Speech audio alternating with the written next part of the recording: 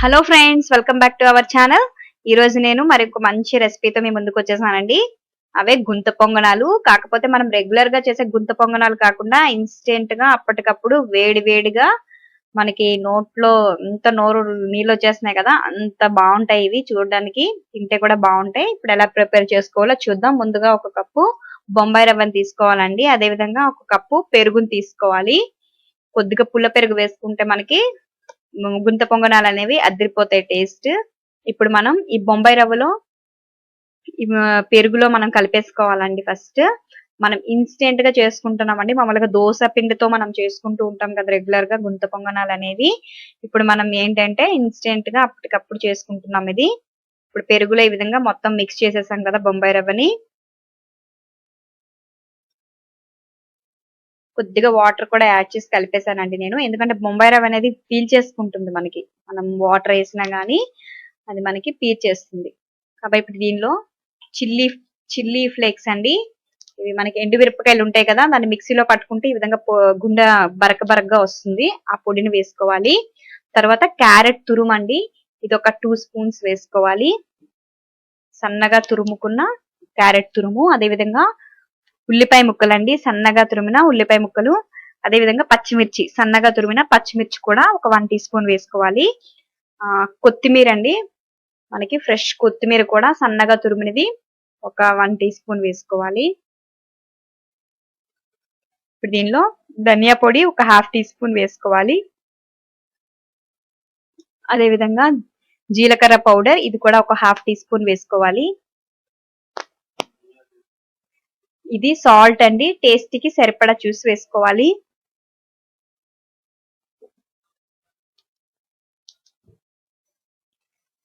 Baking soda అండి, ఇది కొద్దిగా వేసుకోవాలి, ఒక 1/2 టీ స్పూన్.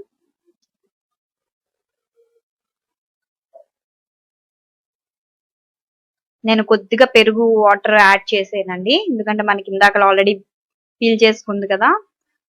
ఒకసారి మళ్ళీ కూడా మనం అంతా కూడా దీన్ని కలుపుకోవాలి. ఈ విధంగా ఇవన్నీ కూడా దీనిలో పట్టేటట్టు.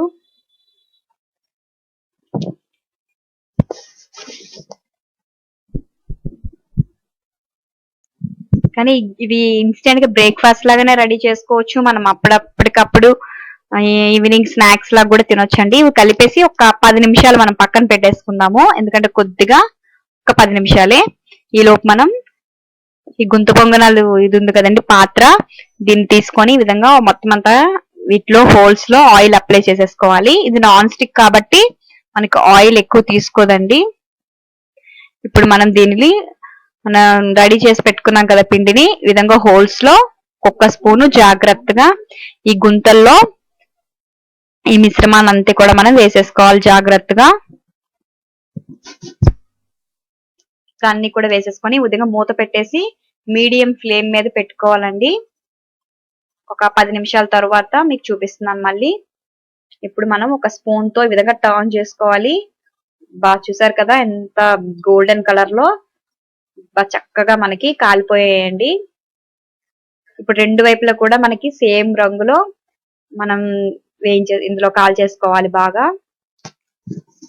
ఇది మనం పల్లి చట్నీతో గానీ టమాటా చట్నీతో గానీ తింటే అదిరిపోతుందండి టేస్ట్ అయితే. ఉట్టిగా కూడా తినేసేయచ్చు, అంత బాగుంటాయి టేస్ట్ అయితే.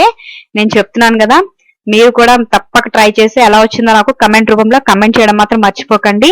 ఇప్పుడు మనకి గుంట పొంగనాలు రెండు వైపులా మనం టర్న్ చేసేసాం కదా, చూసారు కదా బాగా మనకి కాలిపోయాయి. ఇప్పుడు మనం సర్వింగ్ ప్లేట్ లోకి తీసుకొని ఇంకెందుకు ఆలస్యం, తినేయడం ఒక్కటే. ఇంకెందుకు ఆలస్యం, మీరు కూడా ఈ రెసిపీ నచ్చితే లైక్ చేయండి, షేర్ చేయండి.